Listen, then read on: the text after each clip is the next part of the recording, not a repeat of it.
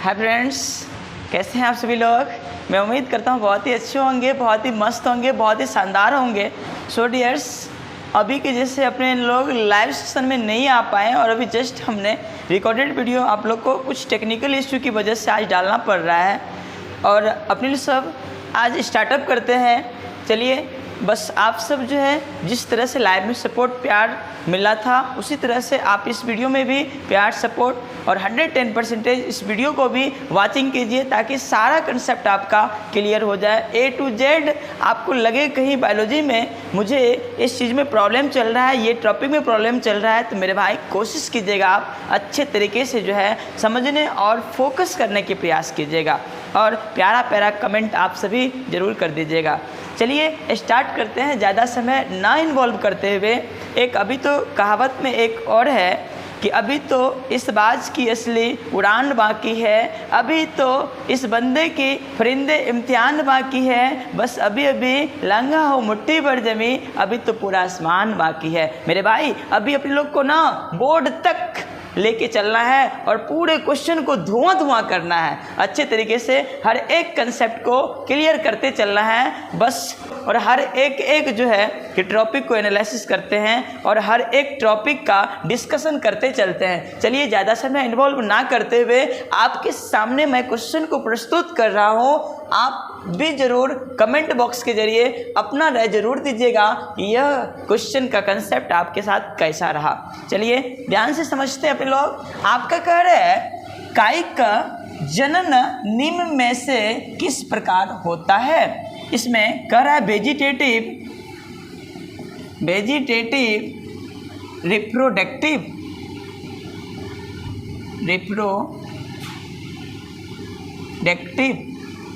और ये vegetative reproductive जो होता है वो किस प्रकार से होता है कोई भी प्लांट्स में। तो सबसे पहले अपने सब समझते हैं कायिक का मतलब क्या होता है। चलिए ध्यान से समझते हैं। कायिक मतलब वेजिटेटिव, वेजिटेटिव का मतलब होता है प्लांट्स, अर्थात एनी प्लांट्स,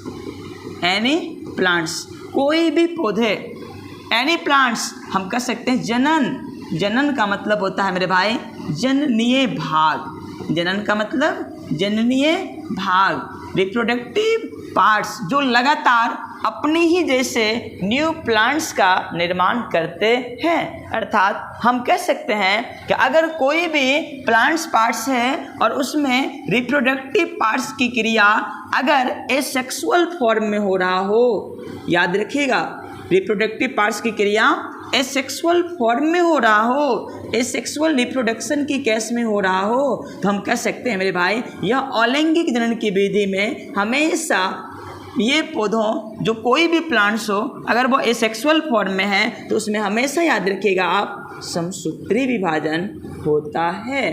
अर्थात इसको हम लोग बोलते हैं माइटोसिस डिवीजन।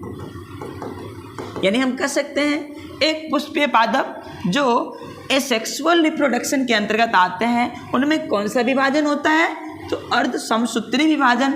और एक क्वेश्चन और आ रहा है कि एक सेक्सुअल फ्लोरिंग प्लांट्स जिसमें रिप्रोडक्शन की क्रिया संपन्न होती है वह प्लांट्स याद रखेगा उसमें कौन सा विभाजन, तो उसमें मेयोसिस डिवीजन, जिसको आप कहते हैं अर्धसूत्री विभाजन।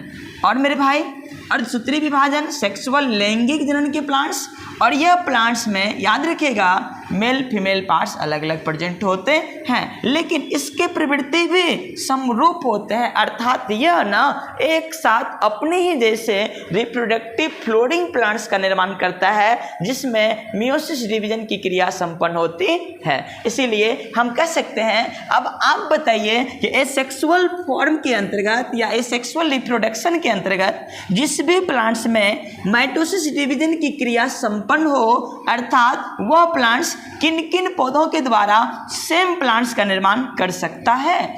अब आपको पता है एक रूट्स के द्वारा, एक स्टीम यानी तना के द्वारा, जो इसको लोग तना पार्ट्स यानी स्टीम पार्ट्स भी कह सकते हैं, और हम कह सकते हैं मेरे भाई एक लिप के द्वारा जिसको आप पत्ती कहते हैं। तो एक आपका स्टीम हो गया, एक रूट्स हो गया और एक पत्ती हो गया। क्या रूट्स के द्वारा न्यू फ्लोरिंग प्लांट्स या न्यू पादप का निर्माण हो सकता है? यस। उसमें एग्जाम्पल की अगर बात करें तो याद रखिएगा जड़ के द्वारा हम कह सकते हैं ये शीशम हो गया, शीशम हो गया, और याद रखिएगा डहेलिया हो गया, और याद रखिएगा हम कह सकते हैं परवल की प्रवृत्ति जो रूट्स पार्ट्स से ही क्या होता है, न्यू पादप का निर्माण अर्थात सेम पौधे का निर्माण करते हैं। ये रूट्स पार्ट्स हो गया। अब तना के द्वारा हम देखेंगे कौन कौन सा ऐसा पार्ट्स है या प्लांट्स है जो न्यू पौधे के रूप में यानी तना के द्वारा न्यू प्लांट्स का निर्माण करते हैं। तो अब बात करें आपका, याद रखिएगा जिसको आप कहते हो लेमन, नींबू, रोज, और हम कह सकते हैं चाइना रोज। ये सब सारे आपका जो प्लांट्स देख रहे हैं, ये सारे प्लांट्स आपका तना के द्वारा न्यू पौधे का निर्माण करता है। अब पत्ती के द्वारा बात करें कौन सा ऐसा पौधा है जो न्यू पौधे का निर्माण करे लिप के द्वारा, तो हम कह सकते हैं by leaf parts formation. New flowering plants या न्यू प्लांट्स जो कह सकते हैं पत्ती के द्वारा, एक आपका आ जाएगा जिसको आप कहते हो ब्रायोफिलम या ब्रायोफाइलम, ठीक। एक कारपेक्टस जिसको हम लोग गोगर की भाषा में ना नागफनी पौधा कहते हैं। इसीलिए हम कह सकते हैं मेरे भाई ये सब सारे प्लांट्स जो है कि जड़ के द्वारा भी न्यू पौधे का निर्माण होता है, तना के द्वारा भी न्यू पौधे का निर्माण होता है, पत्ती के द्वारा भी न्यू पौधे का निर्माण होता है। और आपका ऑप्शन हो जाएगा ऑल यानी सभी, डी नंबर यानी ऑल ऑफ दिस। तो आपका करेक्ट आंसर इसमें हो जाएगा ऑप्शन नंबर डी, यानी इन तीनों के द्वारा आप न्यू प्लांट्स का निर्माण कर सकते हैं। इसीलिए हम कह सकते हैं कि कायिक जनन निम्नलिखित में से किस प्रकार के होते हैं या किस प्रकार के कोशिका होते हैं। ये आपका रूट्स के द्वारा, तना के द्वारा, पत्ती के द्वारा न्यू प्लांट्स का निर्माण आसानी से कर सकते हैं। इसलिए ऑप्शन नंबर आपका हो जाएगा option number D, all of this. Next question कर रहा है आपका, जन्म से लेकर प्राकृतिक मृत्यु के बीच की अवस्था को क्या कहते हैं? यानी आपका फॉर्म यानी बॉर्न जन्म से लेकर नेचुरल डेथ जिसको आप कहते हैं प्राकृतिक मृत्यु के बीच की अवस्था।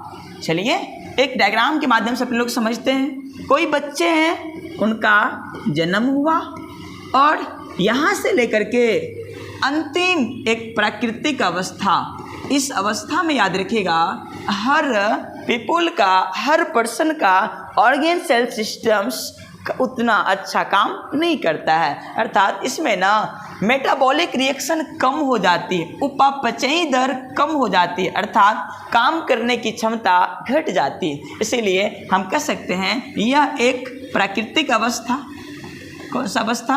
प्राकृतिक अवस्था। और हम कह सकते हैं मेरे भाई यह एक प्राकृतिक अवस्था है और इस अवस्थाओं में आपका नेचुरल फेज जो होता है यहाँ से यहाँ तक की अवस्थाएं और इनके बीच की अवस्था कह रहा है, तो ये अवस्थाएं हमारे जीवन पर यानी लाइफ पर आधारित होता है। और ये मेरा अवस्था लाइफ साइकिल कहलाता है, सॉरी लाइफ स्पान कहलाता है, जिसको आप कहते हो जीवन काल।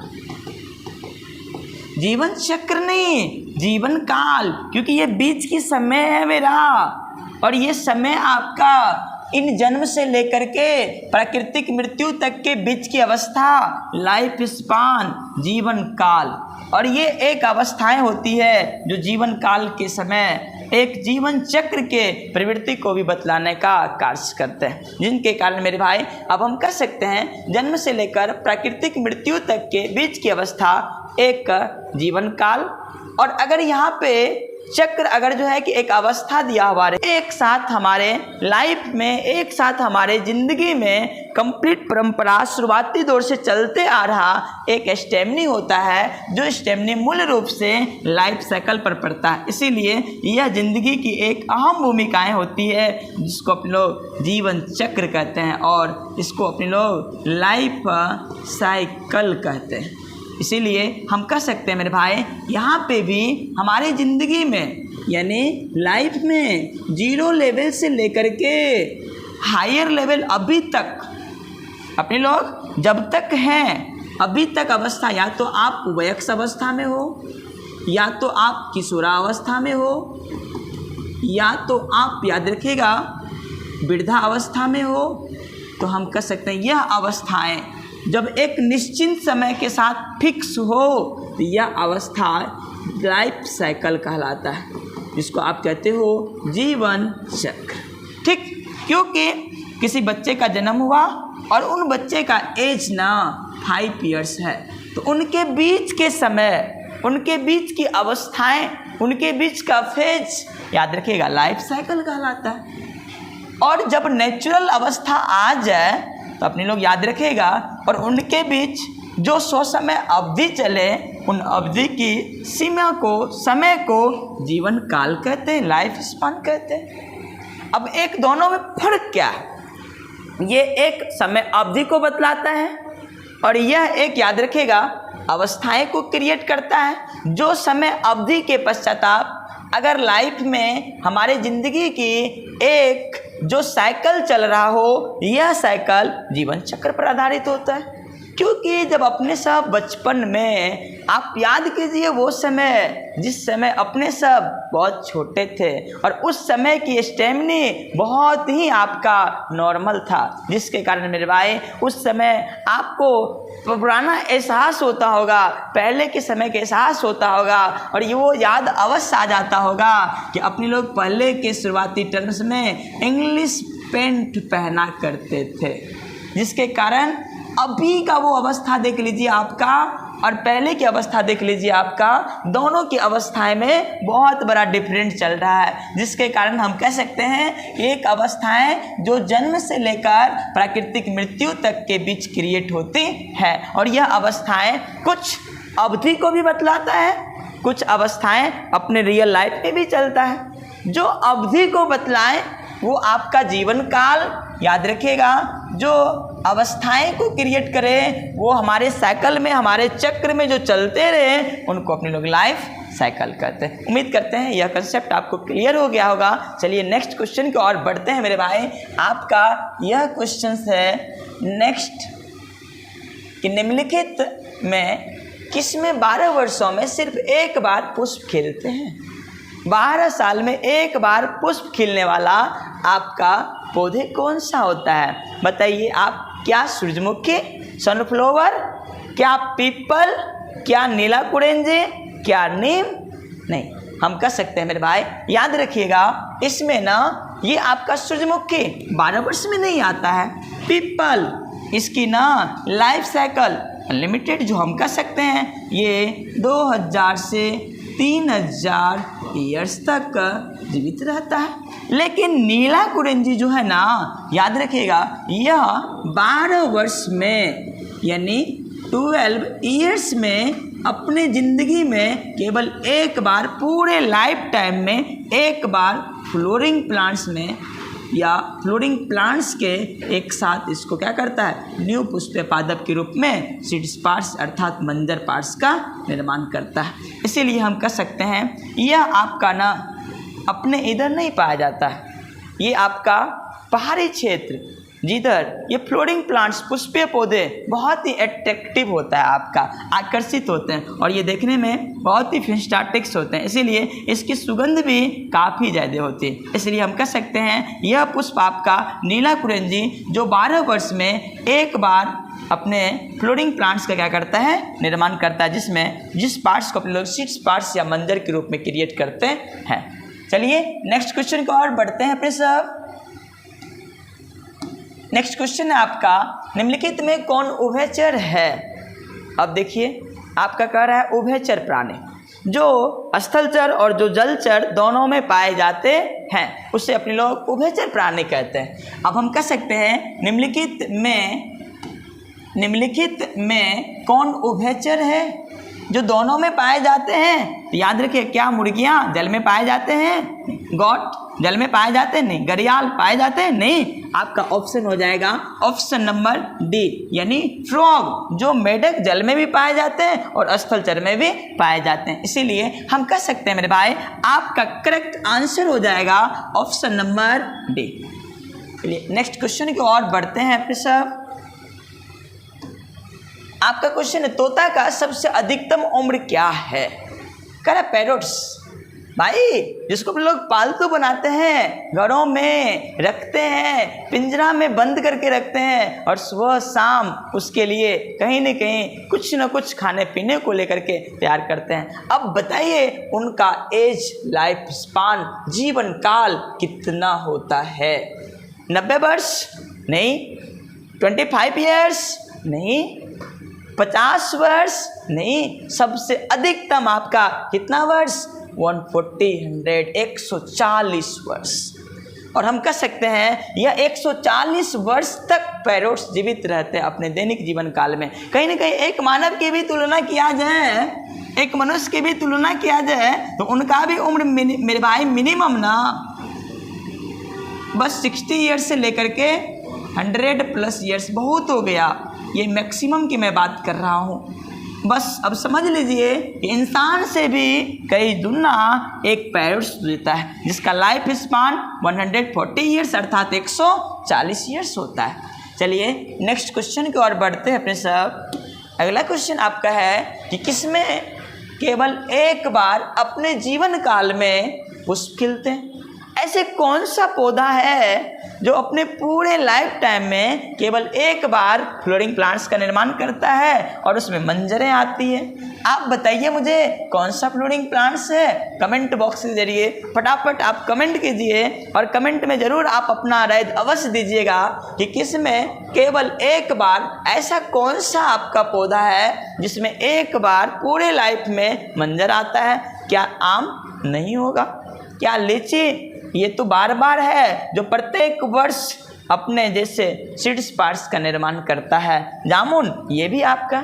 लेकिन ये तीनों ऐसे पौधे हैं मेरे भाई जिसको अपने लोग पॉलीकार्पिक प्लांट्स कहते हैं। और ये पॉलीकार्पिक प्लांट्स जो होता है ना, ये वर्ष में कई बार आपका न्यू फ्लोरिंग प्लांट्स, न्यू पौधे के रूप में मंजर अर्थात सीड्स पार्ट्स का क्या करता है? निर्माण करता है।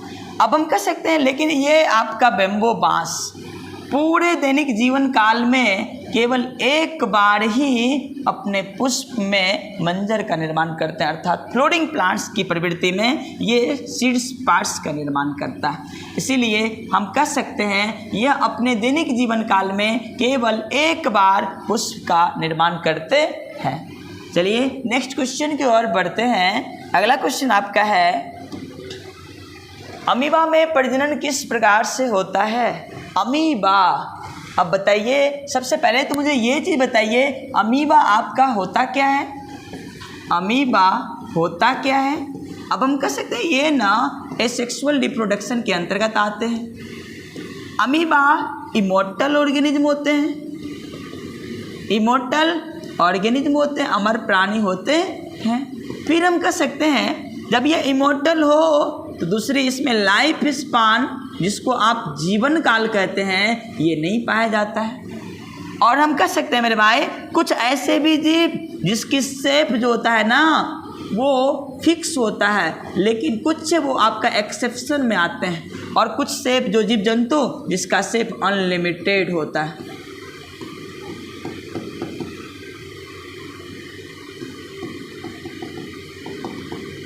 अनलिमिटेड होता है। इसीलिए हम कह सकते हैं हर सभी इमोर्टल ऑर्गेनिज्म की शेप जो होती है ना और निश्चिंत होती है। कुछ आपका अपवाद में होता है जिसका शेप निश्चिंत होता है। चलिए नेक्स्ट क्वेश्चन आपका ये कह रहा है, अब ऑप्शन की ओर अपने लोग बढ़ते हैं। अमीबा में प्रजनन पूछ रहा है। अब बताइए आप, कोनोडिया क्या आपके अमीबा के अंतर्गत आएंगे? क्या मुकुलन अमीबा के अंतर्गत आएंगे? क्या जेम्यूल्स अमीबा के अंतर्गत आएंगे? नहीं। ऑप्शन नंबर आपका हो जाएगा फिजन। उसमें भी कौन सा फिजन? बाइनरी फिजन, याद रखिएगा मेरे भाई। और इस बाइनरी फिजन को अपन लोग कहते हैं द्विविखंडन, अर्थात द्विखंडन। इसीलिए हम कह सकते हैं इसके अंतर्गत अमीबा जो होता है वो लगातार सेल डिवीजन के कारण अपनी ही जैसे न्यू अमीबा का निर्माण करता है। इसीलिए आपका ऑप्शन हो जाएगा करेक्ट डी नंबर, द्विखंडन अर्थात बाइनरी फिजन। नेक्स्ट क्वेश्चन आपका है एसिटेबुलेरिया निम्न में से क्या है? ये एक प्रकार का आपका याद रखिएगा कुछ फ्लोरिंग प्लांट्स पादप काय संरचनाएं होती है। जो पादप काय एसिटेबुलेरिया जो होता है, इसको हिंदी में भी आप एसिटेबुलेरिया, इसको हम लोग ऐसे लिखेंगे एसिटेबुलेरिया अर्थात एसिटेबुलेरिया निम्न में से क्या है? यह एक प्रकार का मेरे भाई बैक्टीरिया नहीं है, प्रोटोजोआ भी नहीं है, एकल कोशिका प्रोटीन भी नहीं है, आपका एक प्रकार का एल्गी है जो यह लगातार शैवालों में रह करके पुष्प पादप की प्रवृत्ति को अलग अलग अवस्थाओं में क्रिएट करने का कार्य करता है, जिसके कारण यह संरक्षित होकर के न्यू शैवाल अर्थात एल्गी का निर्माण करते हैं। और यह ना याद रखिएगा मेराइन वाटर में पाए जाते हैं अर्थात जलीय जीवों की प्रवृत्ति होते हैं, जिसके कारण इसकी प्रवृत्ति काफ़ी ज़्यादा विकसित होते हैं, जिसको अपने लोग कहते हैं एल्गी। और ये एसिटाबुलेरिया याद रखिएगा एल्गी के अंतर्गत आते हैं। नेक्स्ट आपका है नेक्स्ट क्वेश्चन कह रहा है आपका ओस्ट्रस साइकिल किस में होता है? ओस्ट्रस साइकिल का मतलब होता है मेरे भाई मध्य चक्र, याद रखिएगा मध्य चक्र। मध्य चक्र किस में होता है? अब आपको हम बताए थे, सबसे पहले समझिएगा आप साइकिल यानी जिसको आप कहते हो चक्र। ये चक्र जो होता है ना, ये चक्र दो प्रकार का होता है। एक होता है याद रखिएगा मासिक चक्र और एक होता है मध्य चक्र। जो मासिक चक्र होता है मेरे भाई, जो मासिक चक्र होता है इसको हम लोग एमसी मेंस्ट्रुअल साइकिल के नाम से जानेंगे, और जो मध्य चक्र होता है उसे ओसी ओस्ट्रस साइकिल के नाम से जानेंगे। इसीलिए हम कह सकते हैं मासिक चक्र केवल 3 में ही होते हैं, एक एप, एक मंकी और दूसरा ह्यूमन मानव। ये 3 में ही सिर्फ और सिर्फ मासिक चक्र की क्रिया संपन्न होती है, और बाकी जितने भी जीव है सारे जीवों में याद रखिएगा आप ओस्ट्रस साइकिल मध्य चक्र की क्रिया संपन्न होती है। अब बताइए आप ये तीनों में से छोड़कर कौन सा ऐसा मध्य चक्र के अंतर्गत आते हैं? क्या एप मध्य चक्र? नहीं, एप आपका याद रखिएगा जो हम कह सकते हैं मेंस्ट्रुअल साइकिल मासिक चक्र, मंकी मेंस्ट्रुअल साइकिल मासिक चक्र, कॉ और ह्यूमन भी मेंस्ट्रुअल साइकिल मासिक चक्र। इन 3 को छोड़कर बाकी जितने भी जीव है सारे जीवों में आपका ओस्ट्रस साइकिल होंगे, मध्य चक्र होंगे। तो आपका ऑप्शन हो जाएगा option number C is correct answer. Next question आपका है भ्रूण के विकास की क्रिया को क्या कहते हैं? यानी एम्ब्रियो के डेवलपिंग प्रोसेस, जो एम्ब्रियो लगातार डेवलप हो रहा है उनके विकास की क्रिया क्या कहलाता है? क्या बेबी पेरी? नहीं। क्या पार्थेनोजेनेसिस? नहीं। अब देखिए इसी से मिलता जुलता क्वेश्चन है एम्ब्रियो का मतलब क्या? भ्रूण। और हम कह सकते हैं एम्ब्रियो के डेवलपिंग प्रोसेस एम्ब्रियोजेनेसिस। एम्ब्रियो के developing process embryogenesis. Option number आपका सी आपके सामने है। इसीलिए हम कह सकते हैं भ्रूण के क्रिया को या भ्रूण के विकास की प्रक्रिया को भ्रूणोद्भव कहते हैं। अगर इसको हिंदी में बात किया जाए, इसको हिंदी में कहेंगे भ्रूणोद्भव। भ्रूण के विकास की क्रिया भ्रूणोद्भव कहलाता है। चलिए नेक्स्ट क्वेश्चन है आपका अकारकीय तथा आनुवांशिक रूप से समान जीवों को क्या कहते हैं? अकारकीय का मतलब होता है मेरे भाई मॉर्फोलॉजिकल प्रोसेस। अकारकी प्रक्रिया एंड साइकोलॉजिकल प्रोसेस, जिसको आप कहते हैं अकारकी प्रक्रिया। मॉर्फोलॉजिकल का मतलब क्या? अकारकी, और इसका मतलब कार्चकी। अकारकी का मतलब आकार, और कार्चकी का मतलब कार्य करने की क्षमता। अब हम बात करें, अब अकारकी तथा अनुवांशिक रूप से सामान्य जीव जो होगा वह जीव याद रखिएगा आपका सोमोक्लोन अर्थात क्लोन कहलाएगा। इसको अपने लोग दूसरी भाषा में सोमोक्लोन कहलाता है। अब देखिए कहीं है सोमोक्लोन, अब इसको हम लोग सोमोक्लोन कहते हैं। क्लोन की प्रवृत्ति ही सोमोक्लोन होता है, इसीलिए क्लोन नहीं होगा।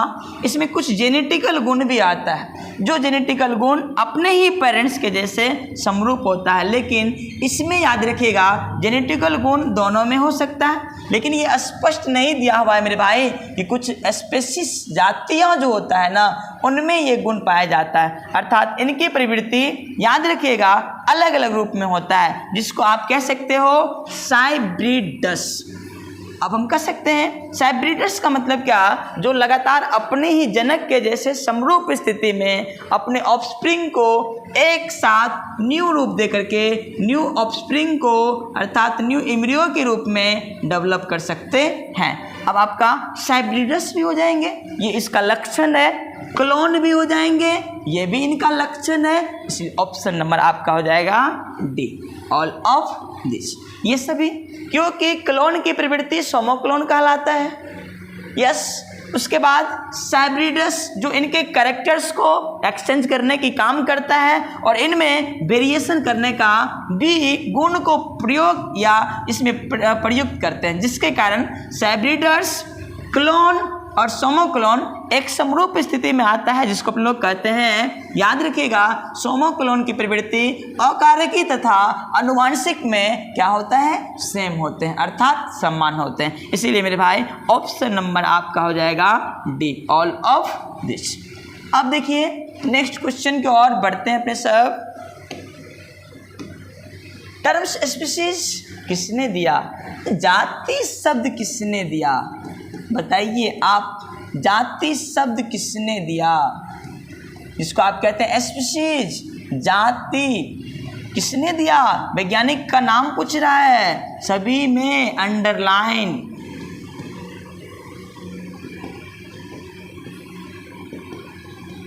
चलिए बताइए आपका करेक्ट आंसर क्या होगा? मेंडल? नहीं, क्योंकि इसको ना याद रखिएगा हम कह सकते हैं मॉडर्न आपका फादर जो जिन्होंने जेनेटिक्स के रूप में अपना योगदान दिया था, इनको अपने लोग कहते हैं ग्रेंगर जॉन मेंडल्स। अब हम कह सकते हैं रॉबर्ट ब्राउन, इन्होंने न्यूक्लियस का खोज किया था, जिसको कहते हैं केंद्रक। केंद्रक का खोज रॉबर्ट ब्राउन ने किया था। नन ऑफ दिस नहीं होंगे, आपका ऑप्शन नंबर हो जाएगा सी। जॉन रे नामक वैज्ञानिक ने स्पीशीज, जाति शब्द का क्या किया था? खोज किया था।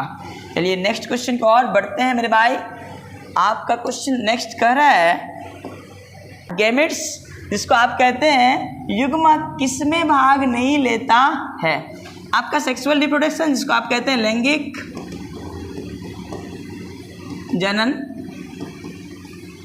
एसेक्सुअल रिप्रोडक्शन, जिसको आप कहते हैं अलैंगिक जनन।